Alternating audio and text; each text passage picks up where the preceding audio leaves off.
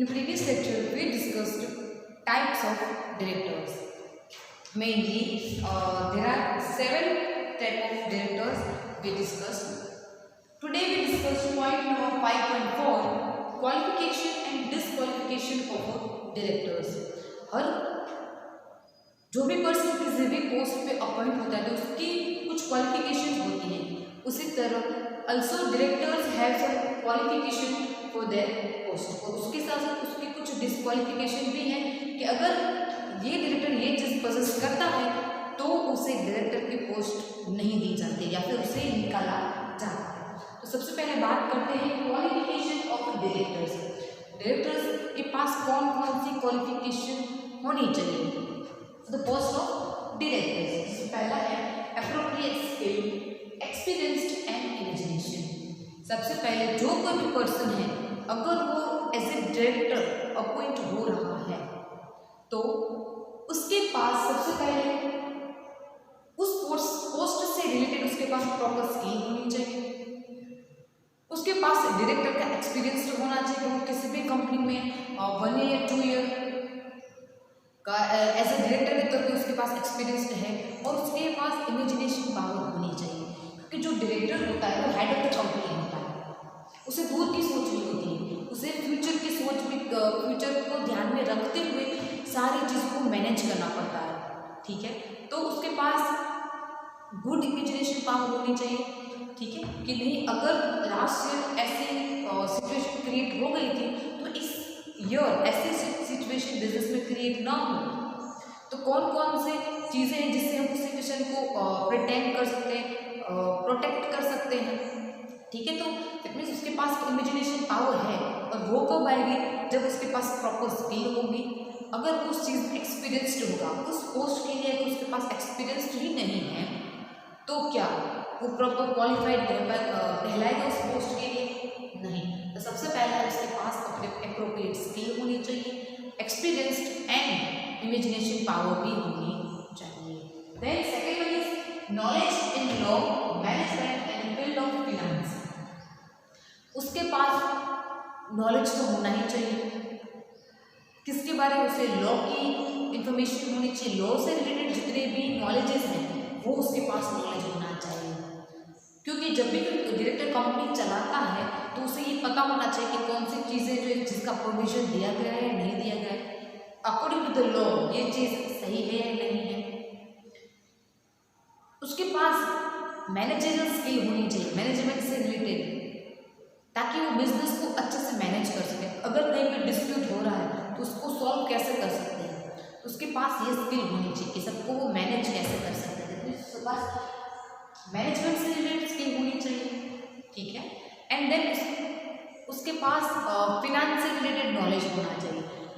अगर कंपनी में इतने फिनेंस है तो उसको हम मैनेज कैसे कर सकते हैं, उसका मैक्सिमम यूज़ कैसे कर सकते हैं, और उसका जो ज़्यादा वेस्टेज हो रहा है जहाँ पे फिनेंस की ज़रूरत नहीं है वहाँ पे भी हम फिनेंस का यूज़ कर रहे हैं उसको हम स्टॉप कैसे कर सकते हैं.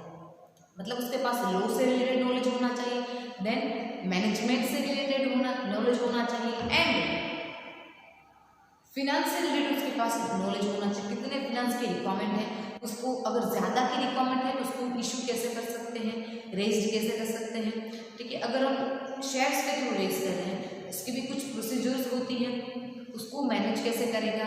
तो ये सारी चीज़ें कुछ रूल्स को ध्यान में रखते हुए भी शेयर्स जो है इशू कर सकते हैं. तो ये सारा नॉलेज डायरेक्टर के पास होना चाहिए. ये भी उसकी क्वालिफिकेशन के अंदर आता है. Then knowledge of administration and research aptitude.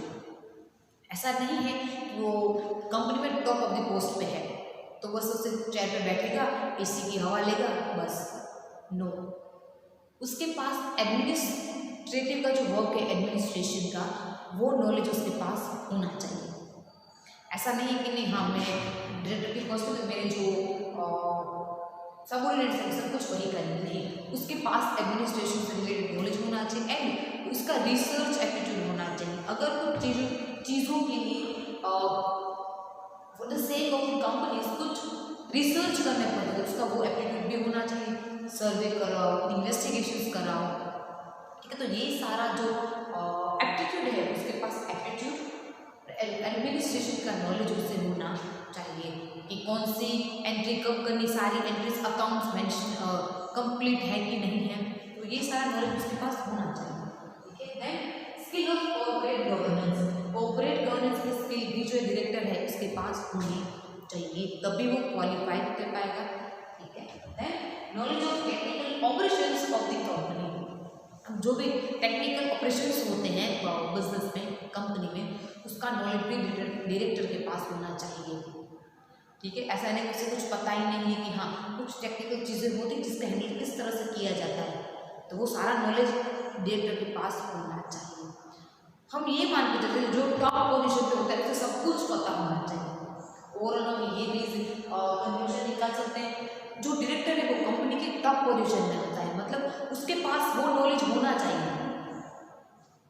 हम अगर ये मान के चलते हैं स्कूल का जो हेड है, हमारे स्कूल का हेड चेयरमैन सर है, तो उन्हें सब चीज़ों का नॉलेज होता है, होना ही चाहिए। अगर स्कूल में प्रिंसिपल है, टॉप की पोजीशन पे वो आते हैं, उसे हर स्कूल के बारे में, स्टूडेंट्स के बारे में सारी इंफॉर्मेशन होनी चाहिए। ये हम मान के चलते उसी तरह बिजनेस में जो डायरेक्टर्स है वो टॉप की पोजीशन पे होते हैं, तो उसके पास नॉलेज होना चाहिए, स्किल्स होनी चाहिए, इमेजिनेशन होनी चाहिए, एक्सपीरियंस तो होना चाहिए। तो ये सारी चीज़ें डायरेक्टर में बहुत जरूरी है, सबका नॉलेज डायरेक्टर के पास होना चाहिए। ठीक है। तो ये हो गई हमारी क्वालिफिकेशन की बात। जो डायरेक्टर में ये क्वालिफिकेशन होनी चाहिए तभी उसे एज ए डायरेक्टर के पोस्ट पे अपॉइंट किया जाएगा, अदरवाइज उसे अपॉइंट नहीं किया जाएगा। ये क्वालिफिकेशन तो होगी, उसे कुछ डिस्क्वालिफिकेशन भी होगी कि इसके बेसिस पे उसे हम डायरेक्टर की पोस्ट नहीं अलॉट करेंगे। जिसमें पहली डिस्क्वालिफिकेशन है if a person is unsound mind, जो पर्सन है उसका माइंड स्टेबल नहीं है, ठीक है, तो वो डायरेक्टर नहीं बन सकता। अगर उसे इंसॉल्वेंट डिक्लेयर कर दिया जाता है, ठीक है, तो वो भी डायरेक्टर नहीं बन सकता, भले ही उसके पास नॉलेज है, स्किल्स है, एक्सपीरियंस है, बट अगर वो इंसॉल्वेंट डिक्लेयर कर दिया गया है, उसका माइंड स्टेबल नहीं है, वो डायरेक्टर नहीं बन सकता। उसे डायरेक्टर की पोस्ट डायरेक्टर की अपॉइंटमेंट नहीं मिलती है, उसे एज ए डायरेक्टर अपॉइंट नहीं किया जाता, किसी भी कंपनी में। ठीक है। Then person has been convicted by law and sentence for 6 month, 6 month के लिए उसे जेल हुई है कोर्ट के द्वारा। उस पर्सन को भी भले ना उसके बाद में उसे बेल मिल गई हो, वो रिलीज हो चुका हो, बट एक चीज़ हो जाती है ना कि हाँ उसे सेंटेंस मिली थी फॉर 6 मंथ। अगर वो मतलब उसे सेंटेंस मिली है तो मतलब वो उसने कुछ फ्रॉड किया होगा किसी कंपनी में, इसीलिए उसको 6 मंथ की सेंटेंस मिली है।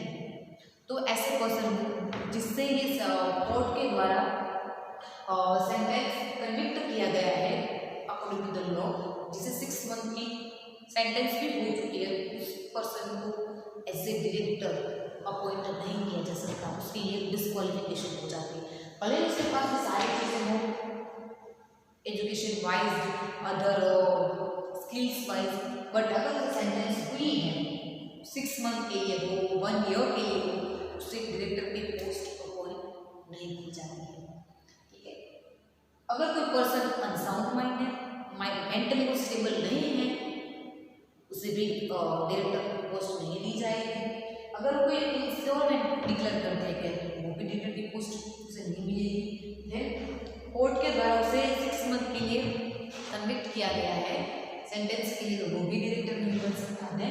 Sentence for more then 7 year is disqualified for life. A person who has been convicted for above offence and has been sentenced for more than 7 years, अगर उसने 7 सालों तक उसे 7 सालों से ज़्यादा सेंटेंस मिल चुकी, वो जेल में रह चुका है, दैट मीन्स वो पूरी लाइफ के लिए उसे डायरेक्टर की पोस्ट नहीं दी जाएगी। उसने कोई भी ऑफेंस किया हो, कुछ फ्रॉड किया हो, कोई बड़ा फ्रॉड किया हो उसने, ठीक है, तो उसे लाइफ टाइम के लिए डायरेक्टर की पोस्ट उसे डायरेक्टर अपॉइंट नहीं किया जा सकता। ठीक है।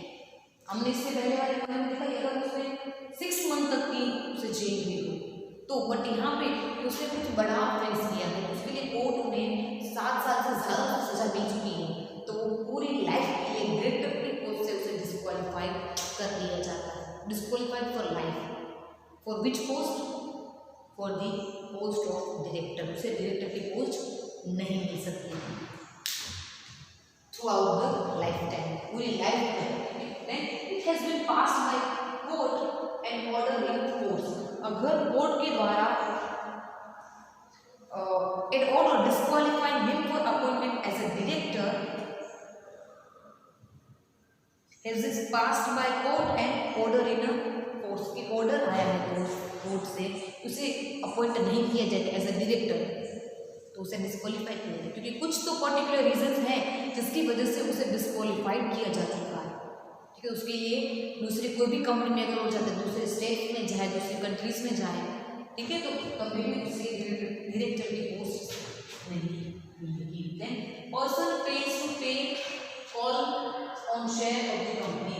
हमने जब भी हम शेयर इशू कर रहे थे तब हमने स्टडी किया था कि जब भी शेयर्स होते हैं उसे कॉल्स पे उसके इंस्टॉलमेंट कॉल्स पे होते हैं. तो जो डायरेक्टर है उसने वो फेल हो चुका है, उसने जो शेयर की जो कॉल मनी थी उसने वो पे नहीं की. हाँ, उसके जो भी कैन से जो भी नोटिस पीरियड था उसे वो सेंड किया गया. फर्स्ट वार्निंग दी गई, सेकेंड वार्निंग दी गई, लास्ट वार्निंग दी गई. उसे जो इसके बाद का भी जो मैच्योरिटी डेट था, मैच्योरिटी पीरियड था, वो भी उसे अलाउ किया गया. But still director fails to pay the call money on shares. अगर वो फेल हो चुका है तो उसे डायरेक्टर की पोस्ट के लिए डिस्क्वालीफाई माना जाएगा. ऐसा नहीं कि उसे सिर्फ शेयर्स की कॉल मनी वो पे नहीं की, उसे बहुत सारी वार्निंग दी गई. उसे उसके बाद जो प्रोविजंस था आर्टिकल ऑफ एसोसिएशन में कि कुछ दिनों के बाद अगर वो पे कर देगा, but he still he didn't pay the call money. After that this actual things is to be disqualified for the post of directors. उसके बाद उसने किसी भी कंपनी के कॉल शेयर्स जो है वो कॉल मनी पे नहीं की है, उसे उस कंपनी से डायरेक्टर की पोस्ट से निकाला जाता है. अब दूसरी कंपनी में रिक्रूटमेंट के टाइम वो आता है तो उस टाइम पे उसकी ये जो डिस्क्वालिफिकेशन की चीज़ है उसे क्वालिफाई नहीं करती, वो डायरेक्टर की पोस्ट उसे अलॉट नहीं की जाएगी. Then fourth forward activities with related parties for last 5 years. अगर वो किसी भी पर्सन के साथ या फिर किसी भी रिलेटेड पार्टीज है 5 ईयर तक उसके साथ वो कनेक्टेड था किसी भी फॉरवर्ड एक्टिविटीज़ में, ठीक है, उसके बाद 5 साल के बाद एक चीज़ बाहर आती है कि नहीं ये डायरेक्टर भी इस फ्रॉड में इंक्लूड था, तो उसे डायरेक्टर की पोस्ट से निकाला जाता है. उस चीज़ के लिए वो डिस्क्वालीफाइड कर दिया जाता है, तो उसे उसकी जो पोस्ट होते हैं वो छीन ली जाती है. ठीक है, एंड उसे कहीं पर भी दूसरी डायरेक्टर की पोस्ट जो है पोस्ट पे अपॉइंट नहीं किया जाता है. Then does not present annual accounts continuous 3 financial years.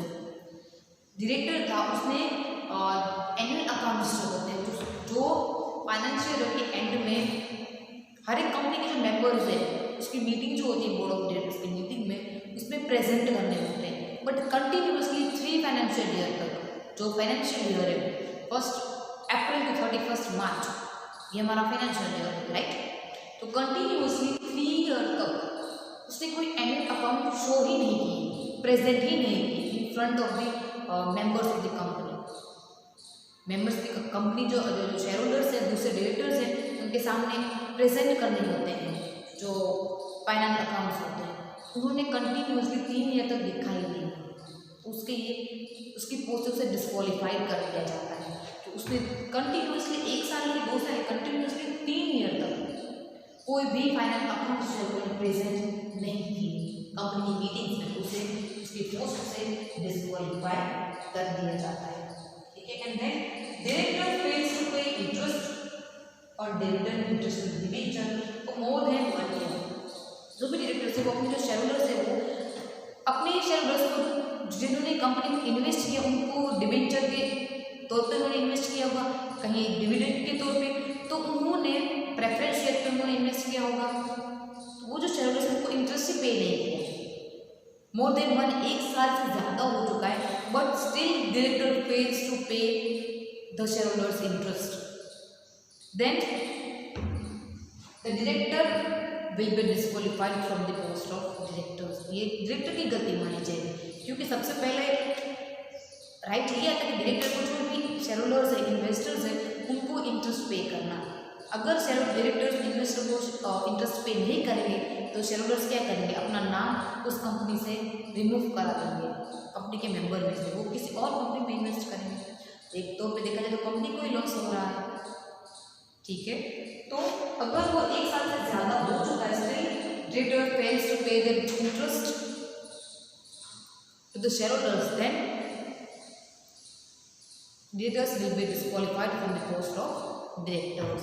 And ये जो लास्ट पॉइंट है, अगर उसमें कोई चेंजेस करना चाहता है, अगर private company want to change in this condition, उन्हें कुछ पीरियड अलॉट करते हैं कि कितने से कितने टाइम तक, डेज तक, और डेज यहाँ पे मेंशन किया है 6 मंथ टू 30 डेज के बीच में उन्हें उनकी जो इंटरेस्ट है वो पे कर देने पड़ेंगे। अबाउट द प्राइवेट कंपनी, तो private company article of association में कुछ चेंजेस कर सकती है। उन्हें यहाँ पे प्रोविजन दिया गया है कि प्राइवेट कंपनी में amend the article of association regarding this condition, ठीक है। क्योंकि जो भी शेयर्स की इश्यू होते हैं, इंटरेस्ट पे करना नहीं करना, जिसके रिलेटेड सारे provisions, rules, duties, all this things are mentioned in the article of association. अगर प्राइवेट कंपनी अमेंड करना चाहे, चेंजेस करना चाहे, they can do such changes, okay. So today we discuss qualification and disqualification of a director at the time of appointment, okay. तो यहाँ पे हमने कुछ डिस्कस किए, ठीक है, जिसमें जो भी डायरेक्टर्स अपॉइंट हो रहा है उसके पास ये क्वालिफिकेशन होनी चाहिए। एंड आर्टिकल ऑफ एसोसिएशन में प्रोविजन दिया गया है कि अगर कोई भी डायरेक्टर में से कोई भी चीज करता है, उसे ये प्रोविजन है कि वो डायरेक्टर के अपॉइंटमेंट से डिस्क्वालीफाइड कर दिया जाएगा। ये कुछ डिस्क्वालिफिकेशन के प्रोविजन दिए गए थे, अगर ऐसा है तो वो डिस्क्वालीफाइड कर दिया जाएगा। ये चीज़ हमने यहाँ पर डिस्कस की, ठीक है। नेक्स्ट वीडियो में discuss retirement, resignation and removal of director, we will discuss in our next video. Okay, thank you.